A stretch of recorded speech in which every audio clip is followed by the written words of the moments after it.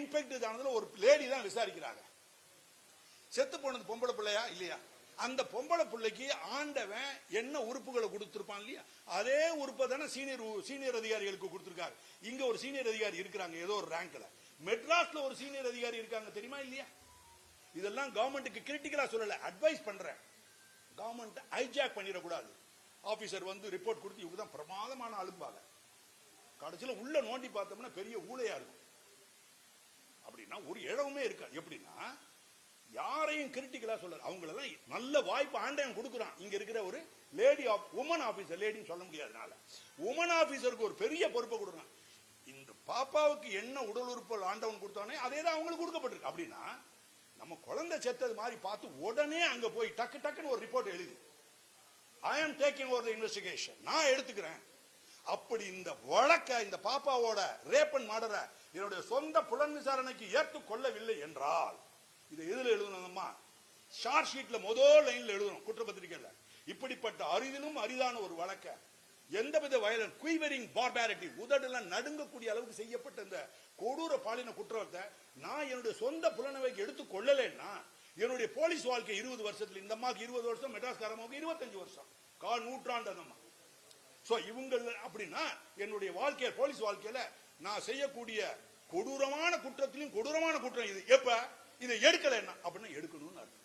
அப்ப ஜட்ஜி படிக்க போகும்போது உருகுவார ஒருங்க மாட்டார். யாரா இந்த போலீஸ் ஆபீசர், என்ன போலீஸ் ஆபீசர், என்ன வார்த்தை எழுதியிருக்காங்க? அந்த ஜட்ஜிக்கு 2 பெண் குழந்தை இருக்கலாம், ஒருவேளை பேத்தி குழந்தை இருக்கலாம். எல்லா குழந்தைகளையும் நேசிக்கும். ஆண்களை காட்டிலும் பெண்களுக்கு தான் அதிகமா. ஆனா பெண்கள் லேடி ஆபீசரா, பெண்களா இருக்க போது விமன் ஆபீசருக்கு ஹார்ட் அவங்க இழந்துடுறாங்க. ஏதோ வாடகைக்கு விட்டுறாங்களே என்னமோ தெரியல. They are heartless.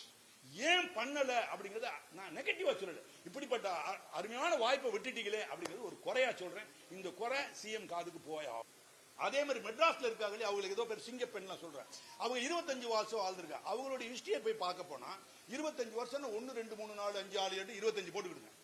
25ல முதல் வருடம் 2வது வருடம் பாத்தீங்கன்னா முதல் வருடத்துல இதே மாதிரி குற்றத்தை, இல்லாட்டி வேற கொலை, பொம்பளைகளை கொலை பண்றது, இல்லாட்டி பெண்களை கடத்தி வேண்டிய ரேப், இதே மாதிரி ஃபர்ஸ்ட் இயர் அவங்க ஒரு அந்த சம்பந்தப்பட்ட குற்றவாளியை தண்டிச்சு தண்டனை வாங்கியிருப்பாங்கல்ல, அப்படிப்பட்ட கேஸ் வந்து 0.